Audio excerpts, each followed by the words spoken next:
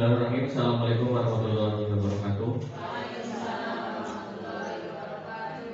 Kepada yang terhormat Bapak Kepala Institusi KPN, Guru Santri Guru Sati, yang hormati Bapak Ibu Guru SDN Negeri KPN, dan yang kami hormati pula para peserta diseminasi budaya positif SDN Negeri KPN. Pertama-tama marilah kita panjatkan puji syukur dan Allah Subhanahu wa taala karena atas rahmat dan limpahannya kita semua dapat berkumpul dalam ruangan ini dalam acara diseminasi budaya positif di SD Negeri 2 KPN. Yang kedua, sholawat serta salam senantiasa tercurah limpahkan kepada junjungan kita Nabi Muhammad SAW yang telah membawa kita dari zaman jahiliyah ke zaman kimia yang modern sampai saat ini. Selanjutnya kami ucapkan selamat datang di Bapak Ibu. Mohon meluangkan waktunya sejenak. Terima kasih sebanyak-banyaknya telah hadir tepat waktu di SDN Negeri KPN. Makanya saya disuruh untuk menyebarkan pentingnya budaya positif di lingkungan sekolah Ibu-ibu.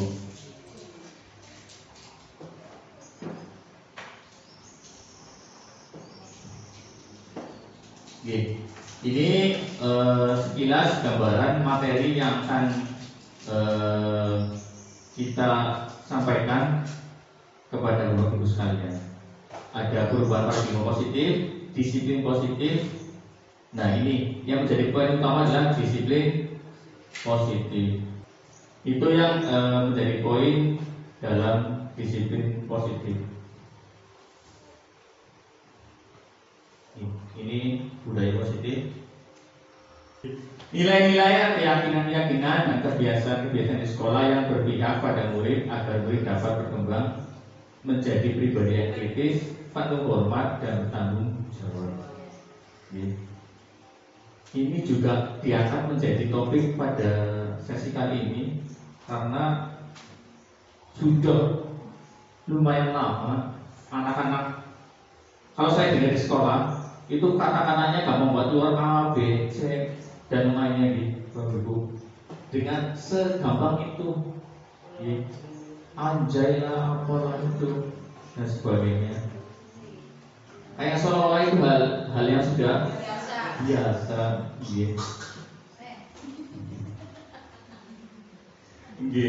malah kemarin sampai menyebutkan ya Allah, tidak patut didengar. Jadi anaknya sendiri juga bisa Ikut, padahal nggak tahu artinya itu apa. Karena sekarang guru itu tidak boleh membuku. Nah itu. Kecuali kalau sudah keterlaluan, nah kami dari pihak sekolah, khususnya saya, ya sedikit,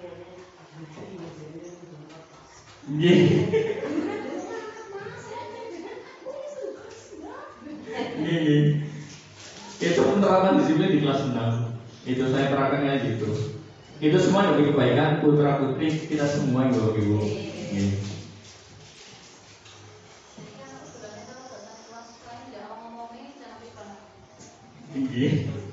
Pergaulan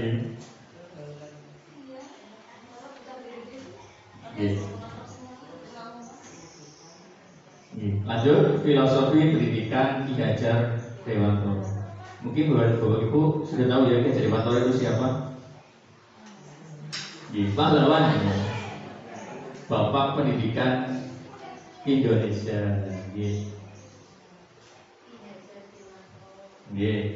Yang pertama, Ki Hajar Dewantoro itu menyatakan bahwa siswa bukan tabula rasa. Jadi siswa itu bukanlah kertas kosong, ya, ibaratnya kertas kosong yang ditulis guru, bukan seperti itu. Tapi semua anak sudah terlahir dengan bakatnya masing-masing. Guru hanya mengarahkan ke hal-hal yang lebih baik. Kemudian tugas guru menuntut bakat tersebut agar tumbuh dengan selamat dan bahagia. Setiap hari saya bilang, kalau masuk pasti saya absen dulu. Saya tanya sudah belajar belum? 90% Jawabannya nggak belajar. Mata pelajarannya konflik. Iya. Anak derek yang ngomongnya Pak. Nggih. Tapi takoni ngomongnya. Ya sinau deh. Wah sinau iki Mbak Alon iki kan. Dan sinau pelajarannya konflik Pak. Oke. Iya, ada saja alasannya. Iya, padahal belajar itu nggak harus lama, 10 menit, 15 menit. Kalau dirutinkan, ya, jadi sebuah kebiasaan gitu. Iya, saya sering motivasi kalau kamu ingin dirinya sukses, mulai sekarang belajar. Ya, ngesuk bae lah, ngesuk. Tapi mandiri kan kok belum siap. Iya.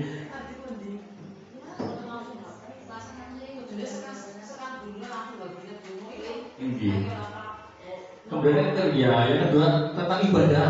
Ya tadi sholat subuh, Salah sih. Jadi, iya, 1, 2, 3, 4 lah. Itu iya. Alhamdulillah yang sudah rajin beribadah, yang belum mau diingatkan pentingnya ibadah. Guru ibarat petani dan murid ibarat biji jagung. Jadi ketika murid ibarat biji jagung, ketika ditanam, guru itu merawat tanaman tersebut supaya tumbuh bagus, dipupuk, dirawat kan, gitu. Iya, diberi pendidikan intinya. Yang kelima, berpihak pada murid. Sekarang itu guru kalau jam pembelajaran tidak lagi ceramah ya Bapak Ibu, nggak boleh. Iya dari awal sampai akhir ceramah toh. Sekarang guru itu harus menjadi fasilitator, hanya sebagai penyedia materi. Yang harus aktif itu muridnya.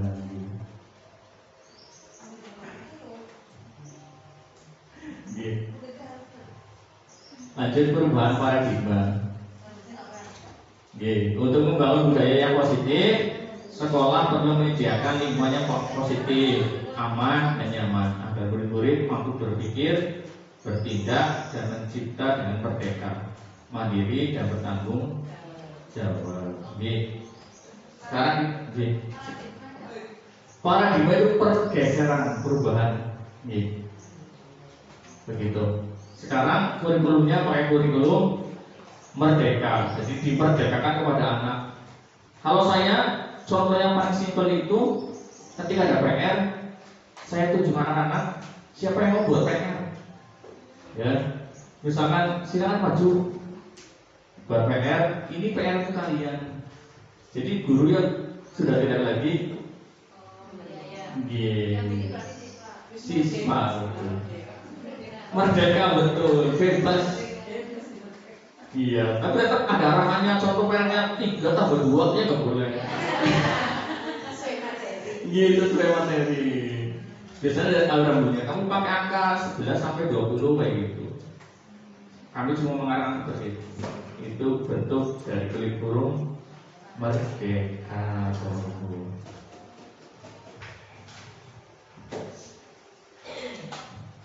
Nah ini miskonsepsi tentang teori kontrol. Ilusi guru mengontrol murid. Sekarang guru tidak lagi harus mengatur murid sepenuhnya gitu Ibu.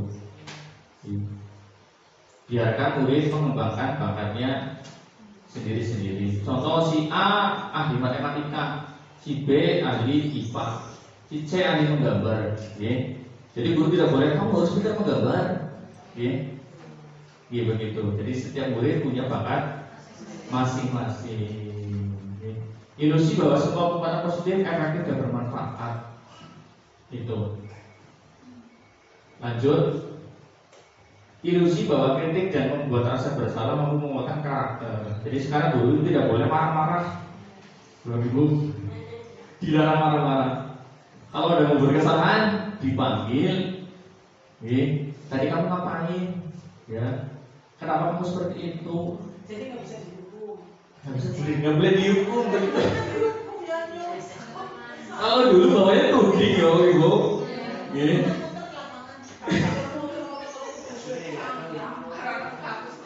Sekarang nggak boleh dijawab nih, nggak boleh kan nggak boleh. Ini ya paradigma perubahan. Jadi sekolah zaman dulu dan sekolah zaman sekarang berbeda jauh. Okay. Berbeda jauh, betul. Sama guru saja seperti teman biasa lah.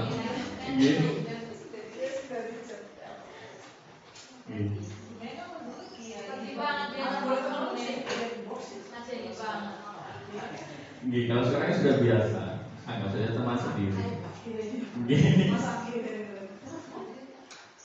Itu paradigma perubahan.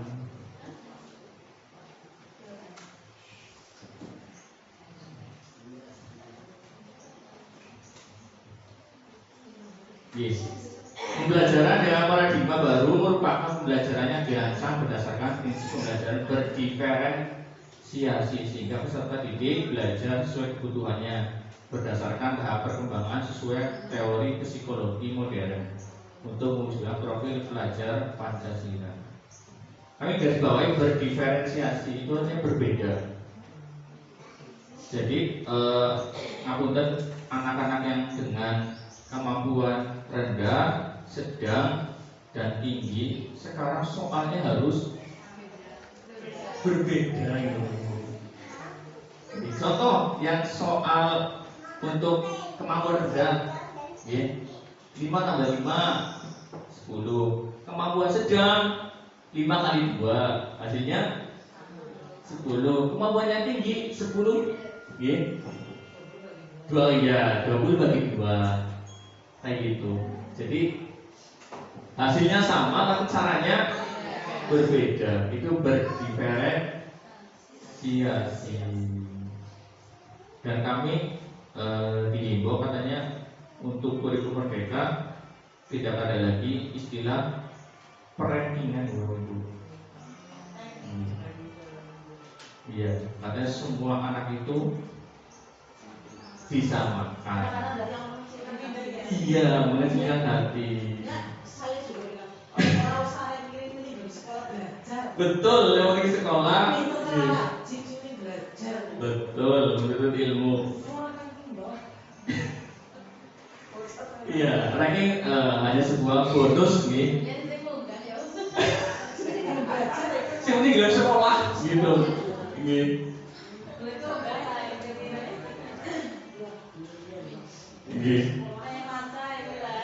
Iya, tanya masa tanya hitung.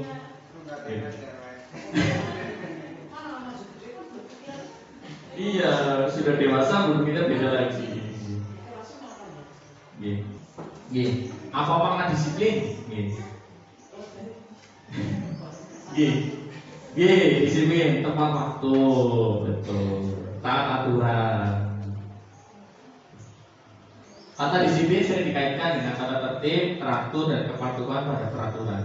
Kata disiplin juga sering dihubungkan dengan hukuman. Kalau nggak disiplin, otomatis dihukum. Tapi sekarang nggak boleh. Padahal itu sungguh berbeda karena belajar dengan disiplin tidak harus dengan memberi hukuman. Justru itu adalah salah satu alternatif terakhir dan kalau perlu tidak digunakan sama sekali. Intinya itu, sekarang guru tidak boleh lagi menghukum. Itu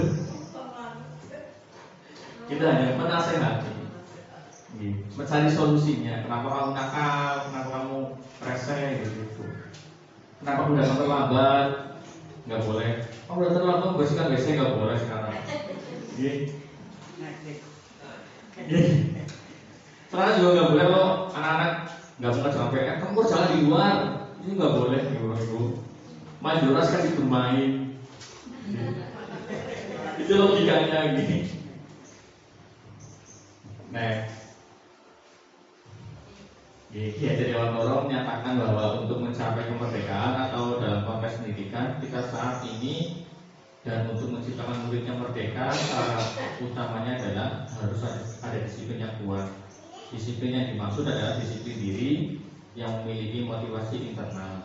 Jika kita memiliki motivasi internal, maka kita memerlukan pihak lain untuk mendisiplinkan kita. Intinya motivasi belajar, karena tugas utama seorang siswa adalah belajar.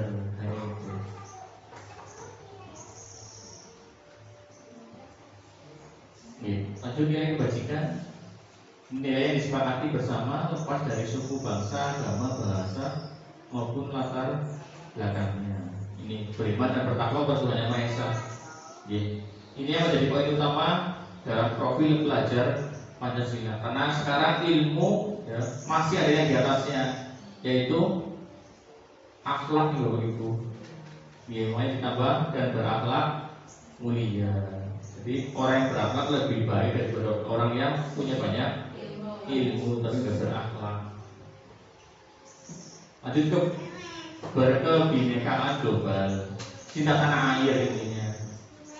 Terus gotong royong, kerjasama, mandiri, benaran kritis dan kreatif.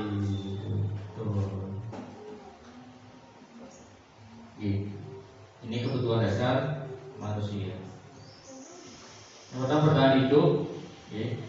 Jelas siswa itu butuh bertahan hidup. Misalnya dengan mengkonsumsi makanan dan minuman gitu. Kasih sayang dan rasa yang diterima itu jelas, kasih sayang dari orang tua. Terus penguasaan, siswa itu dapat atau mahir di bidang apa, itu harus ada penguasaan. Jangan IPA nggak bisa, matematika belum bisa, PKN nggak bisa. Harus ada yang ditonjolkan dulu. Salah satu Terus kebebasan. Lanjut kesenangan.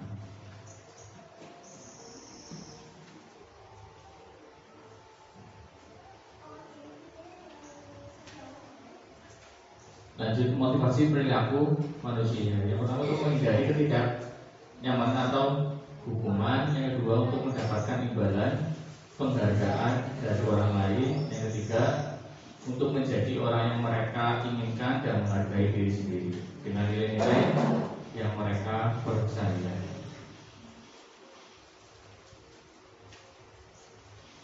Ini konsep disiplin dengan identitas gagal. Hukuman menyakitkan Ibu. Jelas. Tidak nyaman bagi siswa, jelas banget. Murid takut, pancing, terus hubungan itu memaksa murid menyembunyikan kesalahannya. Begitu. Murid menjadi rendah diri, minderan. Penghargaan tidak efektif. Contoh, siapa yang mau maju, saya kasih 2.000. Sekarang sudah nggak boleh. Menimbulkan sifat iri bagi teman yang lain, mematikan kreativitas, menghukum dengan sistem ranking. Nah, ini sudah nggak boleh ada sistem ranking. Merampas hak menghargai diri.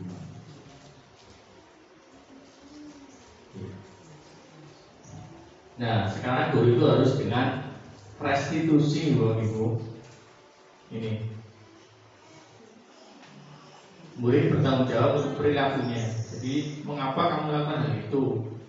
Fokus pada pemecahan masalah, dicari solusi dan jalan keluarnya.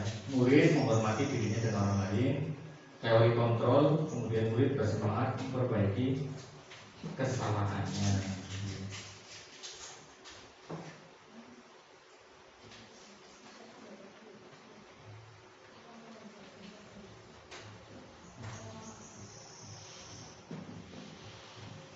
Ini 5 posisi restitusi ya Bapak Ibu.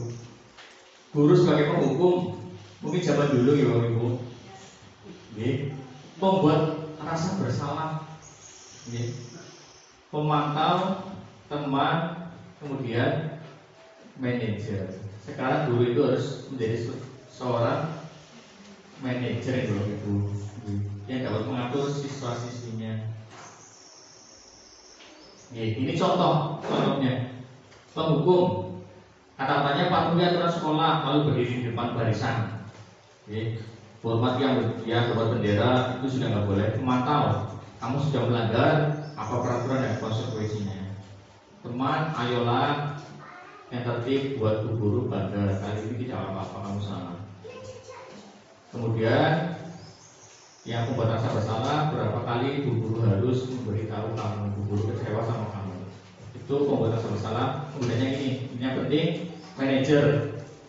Apa kamu tahu kesalahanmu, kira-kira bagaimana kamu akan memperbaiki kesalahan ini. Jadi guru itu harus menjadi seorang manajer, nggak boleh lagi marah-marah. Tapi kalau sesekali kalau sudah terlalu marah, wajar loh. Yang penting masih terkontrol.